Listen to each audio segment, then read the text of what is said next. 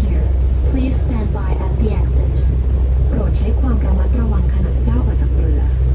Please mind the gap between the boat and the pier.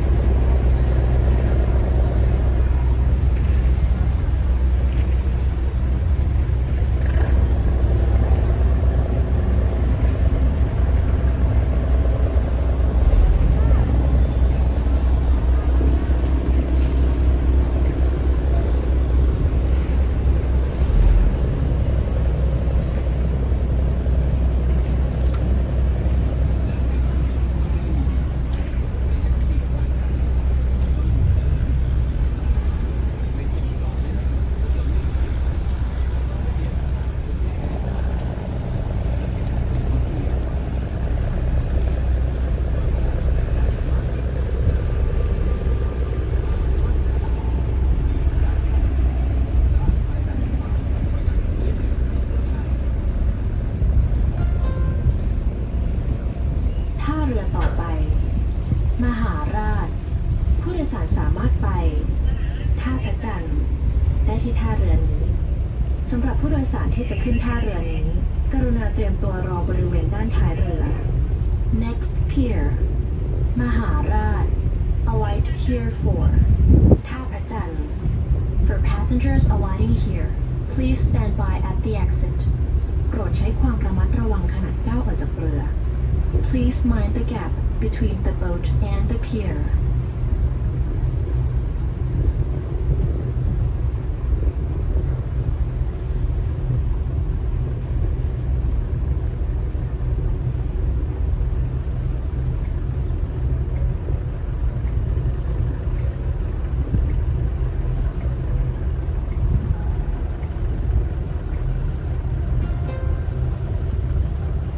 ท่าเรือต่อไปท่าช้างผู้โดยสารสามารถเปลี่ยนเส้นทางไปเรือข้ามฟากไปวัดระฆังและไปพระบรมมหาราชวังได้ที่ท่าเรือนี้สำหรับผู้โดยสารที่จะขึ้นท่าเรือนี้กรุณาเตรียมตัวรอบริเวณด้านท้ายเรือ Next pier ท่าช้าง Change here for วัดระฆัง Ferry Alight here for the Grand Palace For passengers alighting here Please stand by at the exit โปรดใช้ความระมัดระวังขณะก้าวออกจากเรือ Please mind the gap between the boat and the pier.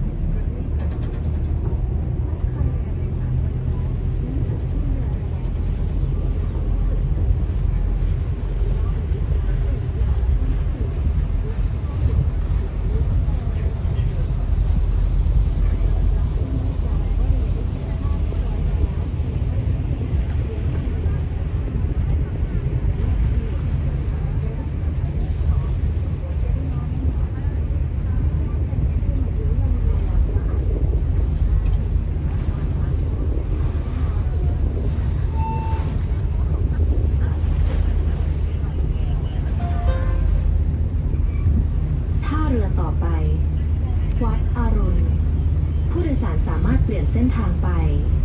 เรือข้ามฟากไปท่าเตียนเพื่อไปวัดโพได้ที่ท่าเรือนี้ Next pier วัดอรุณ Change here for ท่าเตียน Ferry for วัดโพ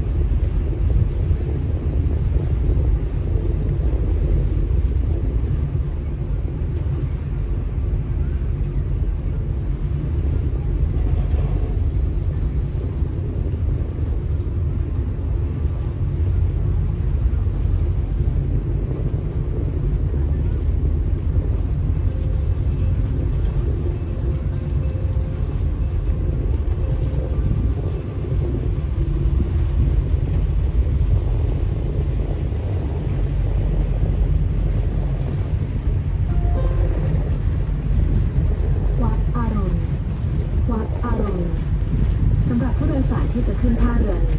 กรุณาเตรียมตัวรอบริเวณบ้านท้ายเรือ วัดอารอนวัดอารอน For passengers arriving here, please stand by at the exit. โปรดใช้ความระมัดระวังขณะก้าวออกจากเรือ Please mind the gap between the boat and the pier.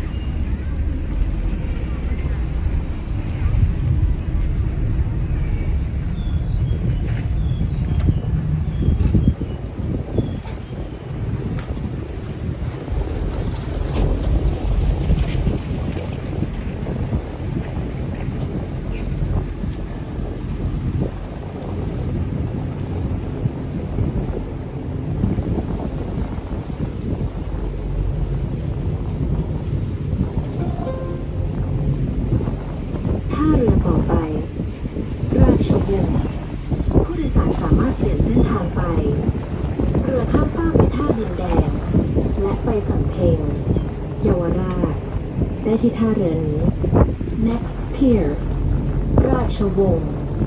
Change here for ท่าดินแดง ferry Alight here for สำเพ็ง and เยาวราช Chinatown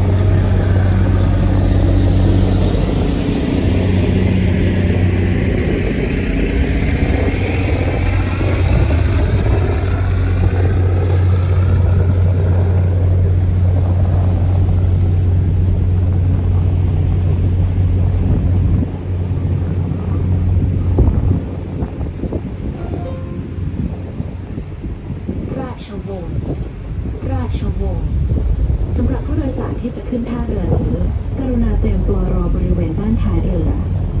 ราชวงศ์ราชวงศ์ For passengers alighting here, please stand by at the exit. โปรดใช้ความระมัดระวังขณะก้าวออกจากเรือ Please mind the gap between the boat and the pier.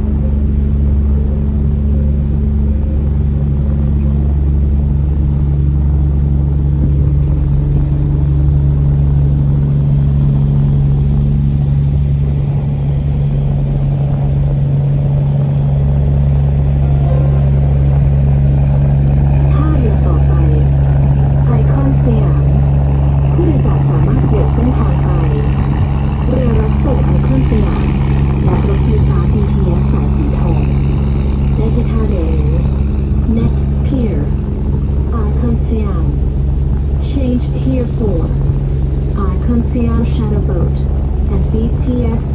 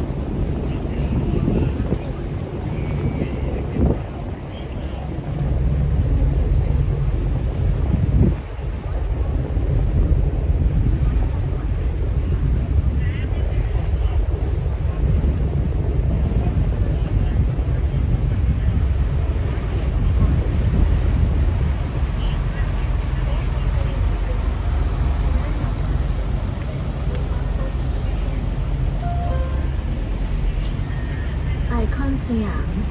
ไอคอนสยามสำหรับผู้โดยสารที่จะขึ้นท่าเรือนี้กรุณาเตรียมตัวรอบริเวณด้านท้ายเรือไอคอนสยามไอคอนสยาม For passengers arriving here please stand by at the exit โปรดใช้ความระมัดระวังขณะก้าวออกจากเรือ Please mind the gap between the boat and the pier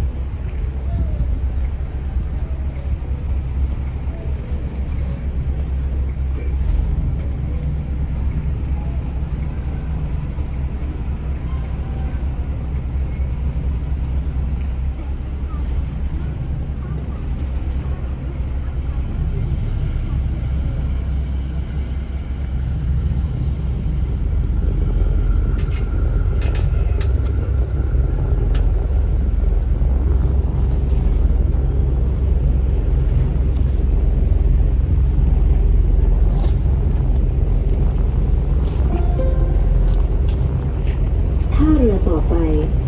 สาทรผู้โดยสารสามารถเปลี่ยนเส้นทางไป เรือข้ามฟาก เรือรับส่งไอคอนสยาม และรถไฟฟ้า BTS สายสีลม ได้ที่ท่าเรือนี้